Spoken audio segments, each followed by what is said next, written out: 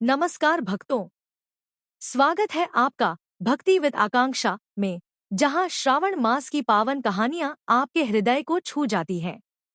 आज हम लाए हैं नागपंचमी की वह अद्भुत कथा जब एक सर्प ने निभाया भाई का रिश्ता। एक ऐसी कथा जो हमें धर्म, दया और रिश्तों की महिमा सिखाती है। प्राचीन काल में एक सेठजी के 7 पुत्र थे। सातों के विवाह हो चुके थे। सबसे छोटे पुत्र की पत्नी श्रेष्ठ चरित्र की विदुषी और सुशील थी, परंतु उसके भाई नहीं था।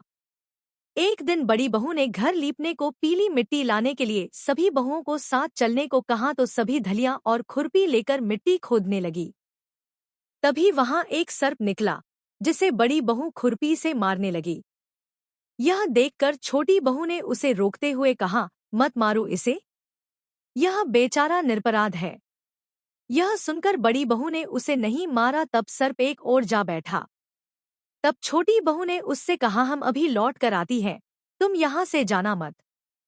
यह कहकर वह सबके साथ मिट्टी लेकर घर चली गई और वहां कामकाज में फंसकर सर्प से जो वादा किया था उसे भूल गई। उसे दूसरे दिन वह बात याद आई तो सबको साथ लेकर वहां पहुंची और सर्प को उस स्थान पर बैठा देखकर बोली, सर्प भैया नमस्कार। सर्प ने कहा, तू भैया कह चुकी है, इसलिए तुझे छोड़ देता हूँ, नहीं तो झूठी बात कहने के कारण तुझे अभी डस लेता। वह बोली, भैया मुझसे भूल हो गई, उसकी क्षमा मांगती हूँ। तब सर्प बोला, अच्छा, तू आज से मेरी बहन हुई और मैं तेरा भाई हुआ। तुझे जो मांगना हो मांग ले। वह बोली, भैया मेरा कोई नहीं है, अच्छा हुआ जो तू मेरा भाई बन गया। कुछ दिन व्यतीत होने पर वह सर्प मनुष्य का रूप रखकर उसके घर आया और बोला कि मेरी बहन को भेज दो। सबने कहा कि इसके तो कोई भाई नहीं था, तो वह बोला, मैं दूर के रिश्ते में इसका भाई हूँ, बचपन में ही बाहर चला गया था। उसके विश्वास दिलाने पर घर के लोगों ने छोटी को उसके साथ भेज दिया। उसने मार्ग में बताया कि मैं वही सर्प हूँ, इसलिए तू डरना नहीं और जहाँ चलने में कठिनाई हो वहाँ मेरी पूंछ पकड़ लेना। उसने कहे अनुसार ही किया और इस प्रकार वह उसके घर पहुंच गई। वहां के धनैश्वर्य को देखकर वह चकित हो गई। एक दिन सर्प की माता ने उससे कहा, मैं एक काम से बाहर जा रही हूँ, तू अपने भाई को ठंडा दूध पिला देना। उसे यह बात ध्यान न रही और उससे गर्म दूध पिला दिया, जिसमें उसका मुख बेतरह जल गया। यह देखकर सर्प की माता बहुत क्रोधित हुई, परंतु सर्प के समझाने पर शांत हो गई। तब सर्प ने कहा कि बहन को अब उसके घर भेज देना चाहिए। तब सर्प और उसके पिता ने उसे बहुत सा सोना, चांदी, जवाहरात, वस्त्रभूषण आदि देकर उसके घर पहुंचा दिया। इतना ढेर सारा धन देखकर बड़ी बहू ने ईर्ष्या से कहा, भाई तो बड़ा धनवान है, तुझे तो उससे और भी धन लाना चाहिए। सर्प ने यह वचन सुना तो सब वस्तुएं सोने की लाकर दे दी। यह देखकर बड़ी बहू ने कहा, इन्हें झाड़ने की झाड़ू भी सोने की होनी चाहिए। तब सर्प ने झाड़ू भी सोने की लाकर रख दी।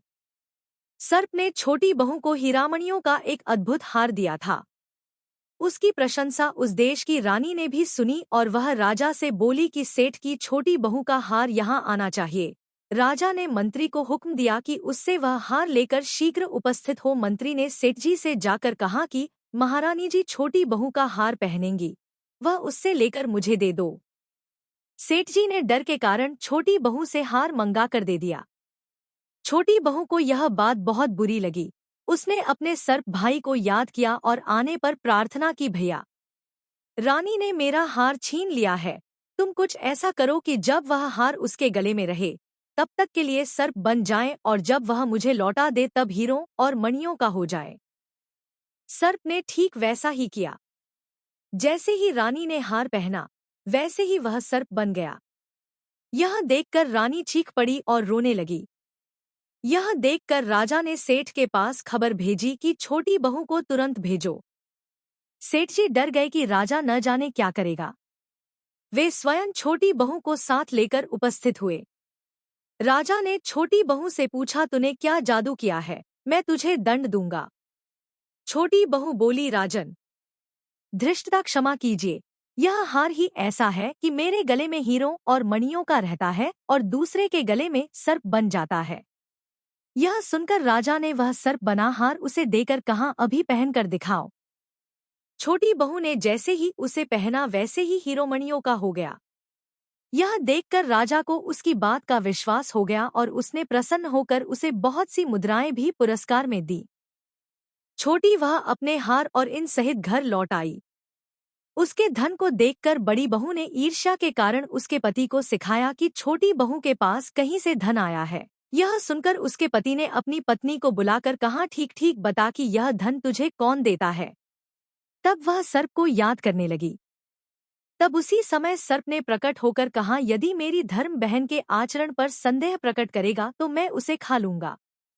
यह सुनकर छोटी बहू का पति बहुत प्रसन्न हुआ और उसने सर्प देवता का बड़ा सत्कार किया। उसी दिन से नागपंचमी का त्योहार मनाया जाता है और स्त्रियां सर्प को भाई मानकर उसकी पूजा करती हैं।